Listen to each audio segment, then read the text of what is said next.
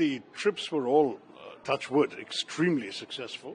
Guyana, of course, is a country that's already very friendly to us. 40% of the population is of Indian origin. We got an amazing welcome, met everybody, the president, the vice president, who is the former president and the head of the ruling party, the prime minister, 11 members of his cabinet, the speaker of the National Assembly, everybody met us, were very warm, very receptive, very friendly, very positive. And so Guyana, in some ways, was the best place to start because it went so smoothly and so easily. Everyone settled into their roles as members of parliament on this delegation. Next was Panama.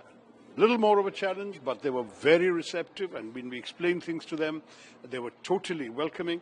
One additional dimension in Panama is they're very keen on strengthening relations with India for reasons of economic development and cooperation, and in that area, definitely, we have a lot to offer, so they were particularly keen on hearing what we had to say.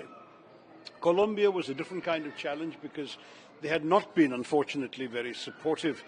When Pahalgam happened, there was initially no statement. When Sindoor happened, to our surprise and shock, they had issued a statement expressing condolences to victims in Pakistan, who, as we all know, were terrorists, rather than the victims of terrorism in India. So we decided that that was a really important challenge. I took the opportunity of an opening day press conference to express my public disappointment with the statement.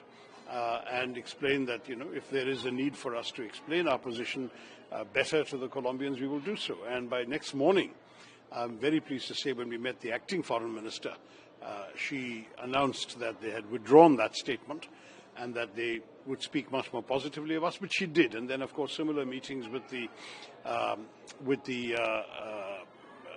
president of the National Assembly and the sort of legislative infrastructure in Colombia also came through very, very positively, and we were able again to feel well received and well understood and well supported.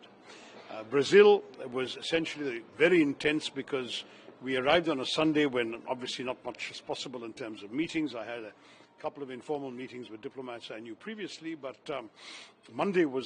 today was a very full, intense day where we had starting off with the diplomatic advisor to the president, who's himself a longest-serving foreign minister in Brazilian history, former defense minister as well, very, very senior figure here, and I fortunately knew him 30 years ago when he was ambassador to the UN, and we've stayed in touch intermittently, so it was an easier conversation to have, and we gave the message of our expectation of Brazilian understanding and solidarity at this challenging time, which we got.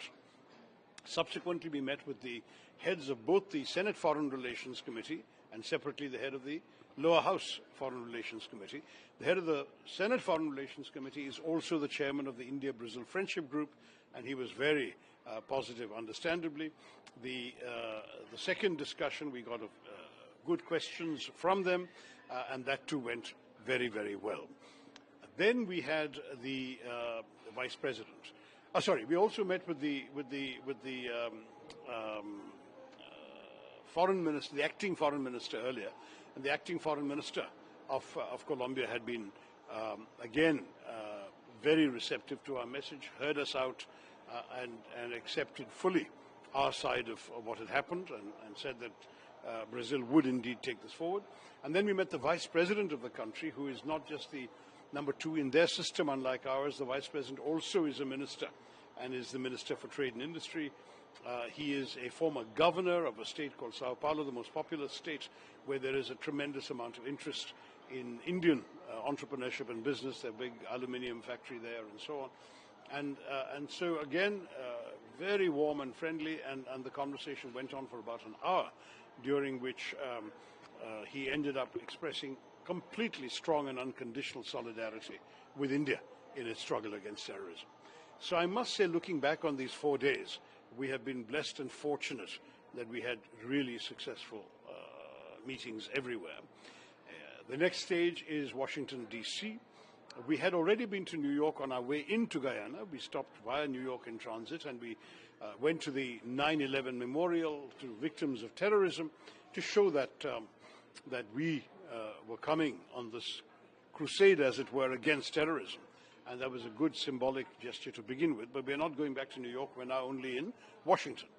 And in Washington, we have meetings set up with the entire range of public opinion in Washington, government officials, legislators, that is senators and congressmen, various committees in the House and the Senate, think tanks who are very influential in Washington, particularly those focusing on foreign policy, media, and some public addresses like, for example, the National Press Club, where I'll be holding a press conference with some of my colleagues.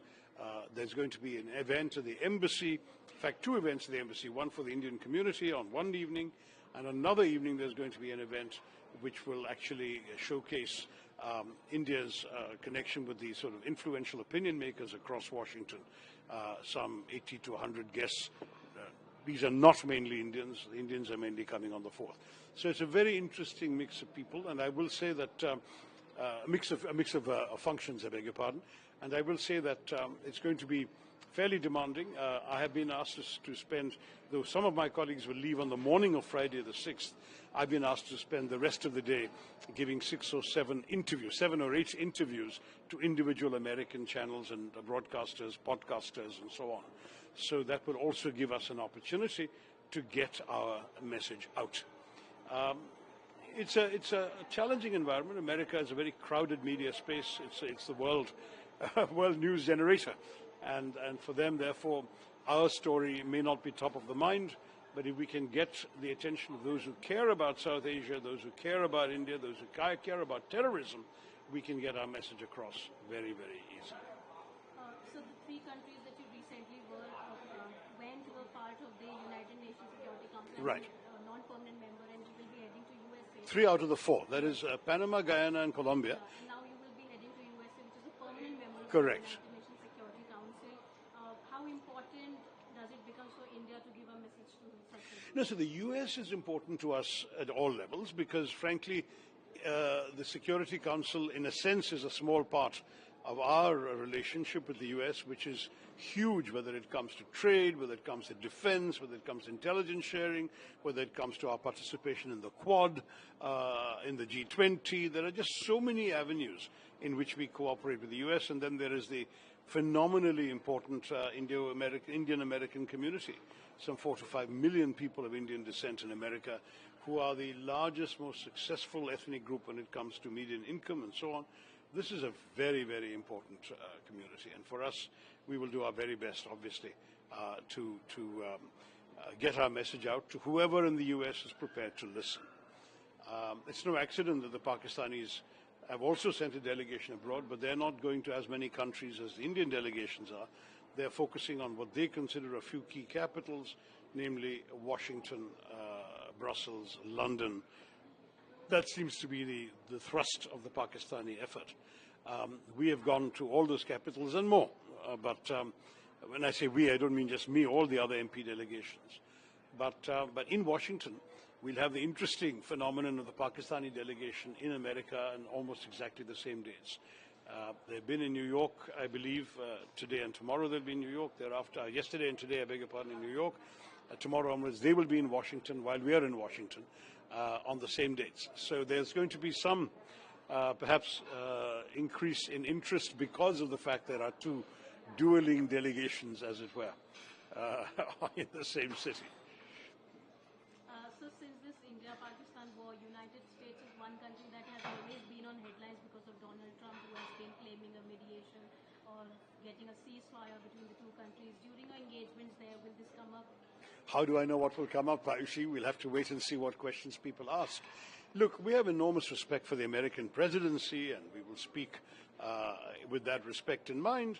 But broadly speaking, our understanding is a bit different.